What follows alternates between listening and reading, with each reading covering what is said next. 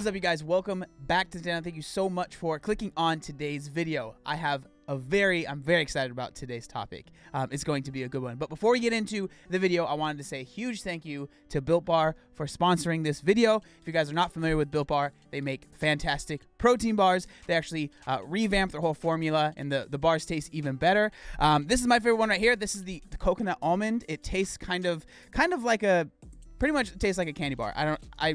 There's no other way to really explain it. The new texture is really nice. The best way to explain it that I can think of is basically it's like a Three Musketeers bar, but even more dense. And the macros on them are actually pretty good. So for this bar right here, for the whole bar, it's 180 calories, 7 grams of fat, 19 carbs, and 18 grams of protein. So huge thank you to Built Bar for sponsoring this video. If you guys do want to check them out, you can use the link right below in the description of this video. Obese to Beast 20 will get you 20% off any purchase that you make. There are like a ton of different flavors now. I think there's like 18 different flavors, so tons of options for you to pick from. But I'm really excited and very thankful for Built Bar for sponsoring this video. But without further ado, let's get into the topic. All right, folks. So today I wanted to make a video. This is an article that was sent to me in my Discord. This is from the New York Post, and I think that's interesting. I'm kind of curious to see what other people will think about this. Because you guys will see why. So the title of this article is "The Dangerous Dark Side of Intermittent Fasting for Weight Loss." So I want to make it clear at the very start of this video, okay? This is about intermittent fasting for weight loss. So that's what I'm assuming. I haven't read this article yet, but what this article is probably going to be talking about for the most part is mostly about what intermittent fasting with weight loss, okay? So just want to make that clear because, yes. All right. So as the much hyped diet plan promoted by the rich and famous of Hollywood and Silicon Valley, intermittent fasting has reached peak popularity in recent years. It definitely has gotten more popular over the years because I get, like when I'm streaming, when I'm making videos, in the comments of videos, I get more and more people asking me about intermittent fasting. It's one of the most asked questions that I get.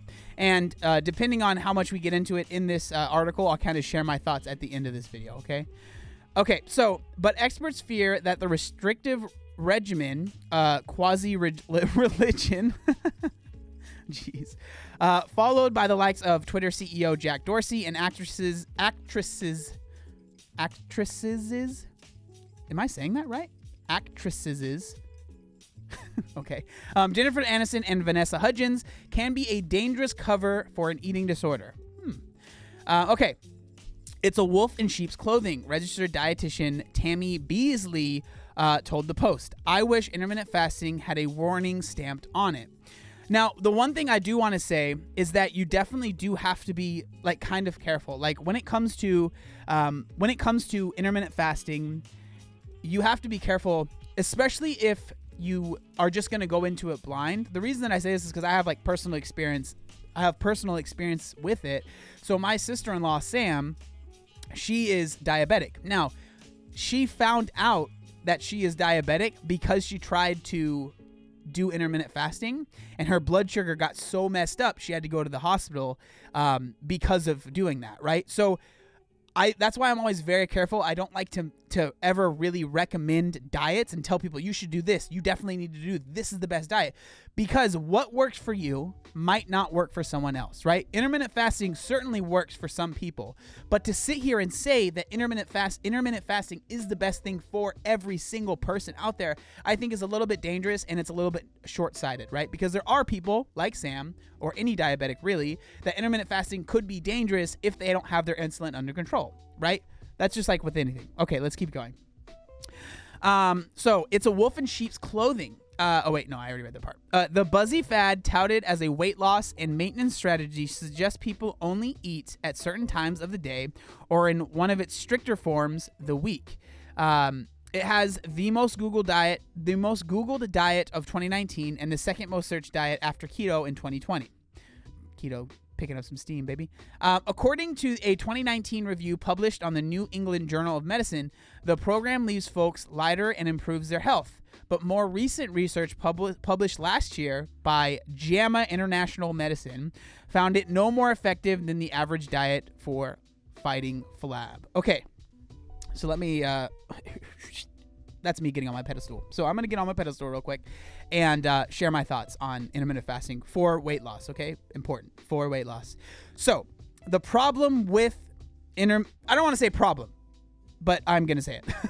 The problem with intermittent fasting is that a lot of people that are fans of it make it seem as though intermittent fasting is the reason that they are losing weight, right? Or is the reason they are maintaining weight.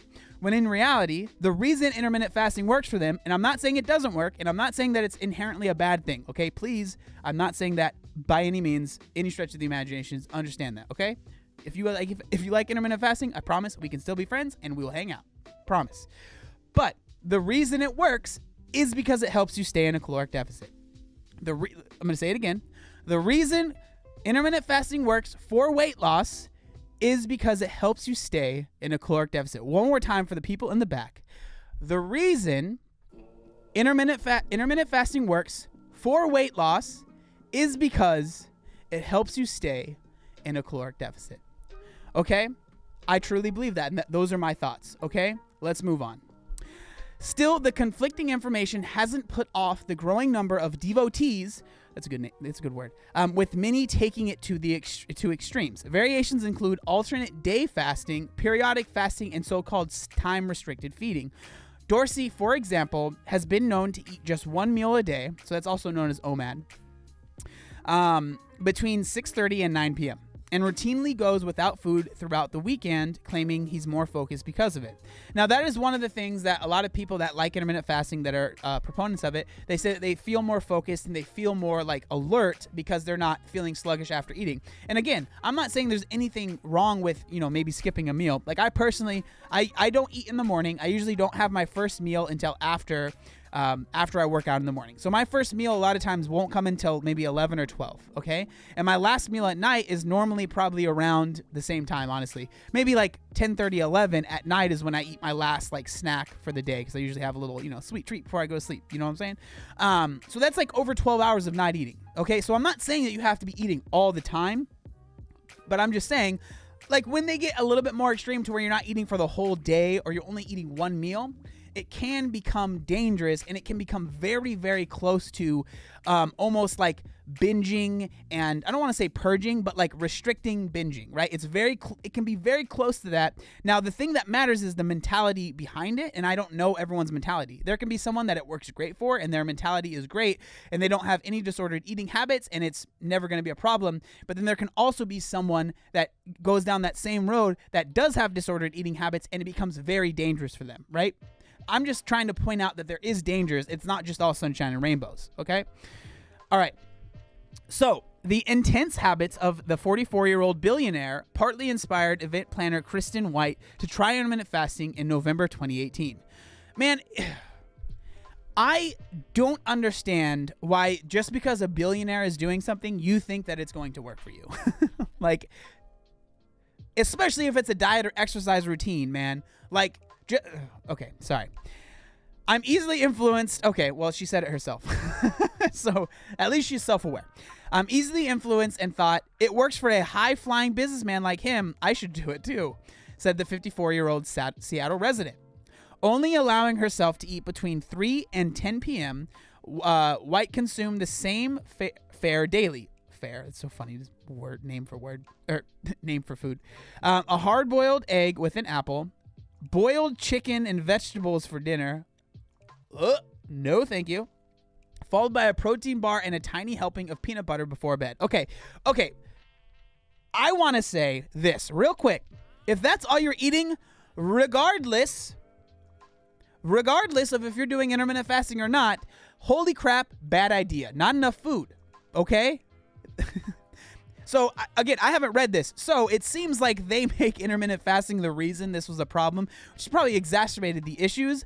But why? Who eats boiled chicken and boiled chicken just sounds... Ugh, that does not sound good. Why would you boil it? There's so many other ways to eat chicken. Okay. So defending intermittent fasting here, because that's not enough food, regardless of if you're fasting or not, you should have been eating more. Okay. Or a tiny helping of peanut butter before bed. So it wasn't even a protein bar and peanut butter. It was either a protein bar or peanut butter. Dude, that is not enough food. That is such a okay, sorry. The 5'9", so she's not even super short, self-described perfectionist dropped 15 pounds in 6 weeks and wound up weighing 112 pounds. But her success came at a cost. Dude, I get so heated up about this stuff. But, like, this is when people say, like, diet culture is dangerous. Guess what? I agree. Like, diet culture can be freaking dangerous. Why would you be doing that? Like, why do you think you need to lose weight? Why? And if you're like saying, I didn't need it to lose weight, why would you eat that little amount of food? That doesn't make any sense. Oh, man, that is so silly. Like, it's just so silly. Okay, I struggled with my focus. Yeah, of course you did. And it was pretty horrible to be around, said White. Worse, at her annual exam, the doctor detected an alarmingly low heart rate and advised her to seek help. In April 2019, she entered the Alsana Residential Treatment Center in California, where her eating disorder was addressed by staff, including Beasley, Vice President of Clinical Nutrition Services. Happily, the anorexia and orthorexia survivor is now at a much healthier weight and mindset.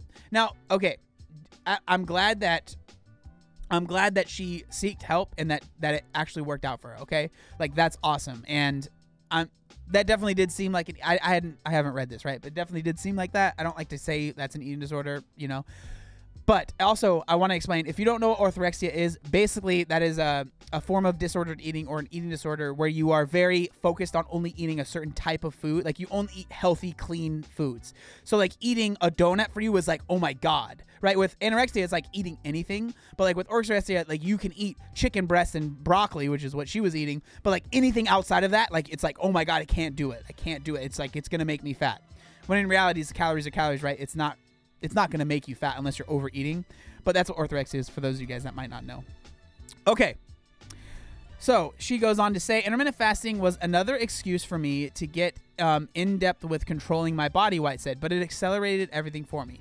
Indeed, Lynn Slosky, executive director of the National Association of Anorexia Nervosa and Associated Disorders, said the trendy diet can lead to risky behaviors. Your body is being starved when intermittent fasting happens, said Slosky. People may develop binge eating disorder, that's definitely true, or bulimia as a result, leading to all sorts of other physical and psychological problems. She added that it can be particularly triggering for vulnerable populations who are already susceptible to disordered eating, and for whom the diet serves as a cover. Now, I don't disagree with any of this stuff, but I do think that it's unfair the way that they have structured this article to make it seem like intermittent fasting in and of itself is a bad thing. Now, it seems like the woman that this article has been based around already probably had some disordered eating habits, or maybe had other problems with her diet, which is fine. There's nothing wrong with it. It doesn't make you a bad person. But it seems like there was already some issues with her diet already that were exacerbated because of intermittent fasting. Okay. Now, I'm not saying intermittent fasting is the best thing in the world. It can be dangerous, like I already explained. But it's a little unfair the way that they are making it seem like it is the worst thing in the world. Like, yeah, it can be something that is bad, but just because something has the potential for being bad doesn't necessarily mean that it's always going to be bad, right? Okay. So it's an easy way to explain why you don't want to go to dinner or consume calories at a party, Beasley pointed out. You can timestamp it with, I'm on an intermittent fast and it's not my window. It detracts and distracts from the root reason why you are either afraid to eat or join that event. Former Alsana client Maria R., 26, quickly fell into the trap of appropriating intermittent fasting, which she believes effectively masks her dysfunctional approach to food.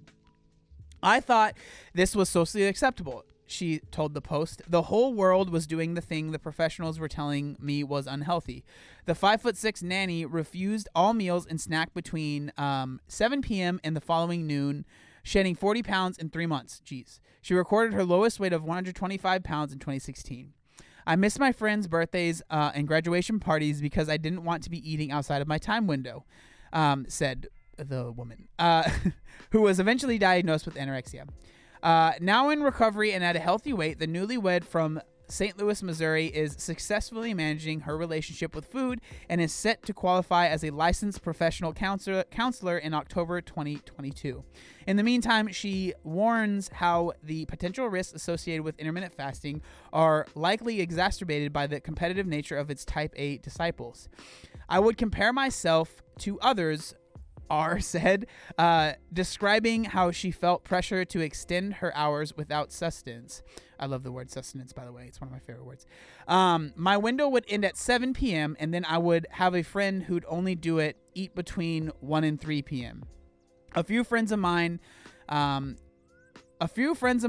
are in the world are still not diagnosed. I think that's where it ends. So, okay. I think that, like I said earlier in the beginning of this video, like, I think that intermittent fasting, it's not this like catch-all, like, oh my gosh, you're doing intermittent fasting, so you're going to lose weight. The reason intermittent fasting works is because it puts you in a caloric deficit. Now, the reason intermittent fasting can be dangerous is because it can be very similar to those, disordered eating habits. Now, the thing that's important, though, is that just because it can be dangerous, that doesn't necessarily mean that it always is going to be dangerous. If I talk to someone that is doing intermittent fasting, I don't automatically think there's something wrong with them. That's not how I think. What's more important is to understand why they're doing it, okay? So, like, understand why they're doing it, but understand if you're thinking about doing it, understand why you want to do it as well. That's what's really important.